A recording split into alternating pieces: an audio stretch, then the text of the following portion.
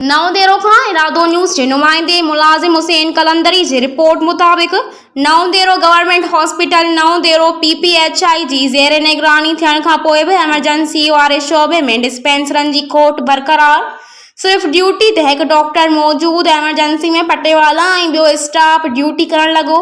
मेल nursing ऐं dispenser मोकल ते वियल। एमरजेंसी शोबो अलापाक जे हवाले। अॼु सुबुह 9:30 ते सिर्फ़ गवर्नमेंट हॉस्पिटल नवदेरो में डॉक्टर अख्तर दायो नाले PPHI जो डॉक्टर मौजूदु। बाक़ी डिस्पेंसर ऐं मेल नर्सिंग मोकल ते वियल। एमरजेंसी शोबो अलापाक हवाले। एडी वॾी अस्पताल जो शोबो पटेवाला हलाइण लॻा। PPHI तरफ़ां नई काई लेडी डॉक्टर ई एमरजेंसी शोबे में मुक़रर थियल। डॉक्टर अख्तर दायो अकेलो ड्यूटी करण लॻो। संदनि सां माण्हू वॾी बदतमीज़ी करण लॻा। साफ़िन तरफ़ां मालूम करण ते हिकु पटेवाले नालो न ज़ाहिर करण जी शर्त ते ॿुधायो त एमरजेंसी शोबे जो मेल नर्सिंग अॼु DHO साहब वटि ख़ासि ड्यूटी ते वियो आहे। बाक़ी डिस्पेंसर ऐं ॿियो अमलो बि गायब नज़र आयो।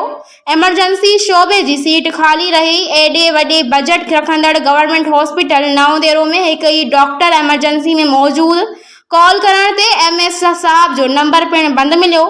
गवर्नमेंट हॉस्पिटल ऐं PPHI नवदेरो जी अहिड़ी अणपूरी एमरजेंसी शोबे नवदेरो जो निज़ाम जी नवदेरो जी सुञाण धुरियूं सख़्त लफ़्ज़नि में मज़म्मत कंदे गवर्नमेंट हॉस्पिटल ऐं PPHI एमरजेंसी शोबे नवदेरो खे लेडी डॉक्टर ॾियण ऐं डिस्पेंसर ऐं ॿियो स्टाफ ॾियण मुकमल करण जो मुतालबो कयो वियो आहे। नवदेरो खां इरादो न्यूज़ जे नुमाइंदे मुलाज़िम हुसैन कलंदरी जी रिपोर्ट मुताबिक़ नवदेरो गवर्नमेंट हॉस्पिटल नवदेरो PPHI जी ज़ेर निगरानी थियण खां पोइ बि एमरजेंसी वारे शोबे में डिस्पेंसरनि जी खोट बरक़रार।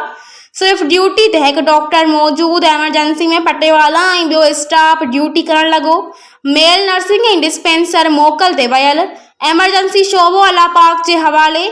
अॼु सुबुह 9:30 ते सिर्फ़ गवर्नमेंट हॉस्पिटल नवदेरो में डॉक्टर अख्तर दायो नाले PPHI जो डॉक्टर मौजूदु। बाक़ी डिस्पेंसर ऐं मेल नर्सिंग मोकल ते वियल। एमरजेंसी शोबो अलापाक हवाले। एडी वॾी अस्पताल जो शोबो पटेवाला हलाइण लॻा। PPHI तरफ़ां नई काई लेडी डॉक्टर ई एमरजेंसी शोबे में मुक़रर थियल। डॉक्टर अख्तर दायो अकेलो ड्यूटी करण लॻो। संदनि सां माण्हू वॾी बदतमीज़ी करण लॻा। साफ़िन तरफ़ां मालूम करण ते हिकु पटेवाले नालो न ज़ाहिर करण जी शर्त ते ॿुधायो त एमरजेंसी शोबे जो मेल नर्सिंग अॼु DHO साहब वटि ख़ासि ड्यूटी ते वियो आहे। बाक़ी डिस्पेंसर ऐं ॿियो अमलो बि गायब नज़र आयो। एमरजेंसी शोबे जी सीट ख़ाली रही। एॾे वॾे बजट रखंदड़ गवर्नमेंट हॉस्पिटल नवदेरो में हिकु ई डॉक्टर एमरजेंसी में मौजूदु। कॉल करण ते MS साहब जो नंबर पिणु बंदि मिलियो। गवर्नमेंट हॉस्पिटल ऐं PPHI नवदेरो जी अहिड़ी अणपूरी एमरजेंसी शोबे नवदेरो जो निज़ाम जी नवदेरो जी सुञाण धुरियूं सख़्त लफ़्ज़नि में मज़म्मत कंदे गवर्नमेंट हॉस्पिटल ऐं PPHI एमरजेंसी शोबे नवदेरो खे लेडी डॉक्टर ॾियण ऐं डिस्पेंसर ऐं ॿियो स्टाफ ॾियण मुकमल करण जो मुतालबो कयो वियो आहे।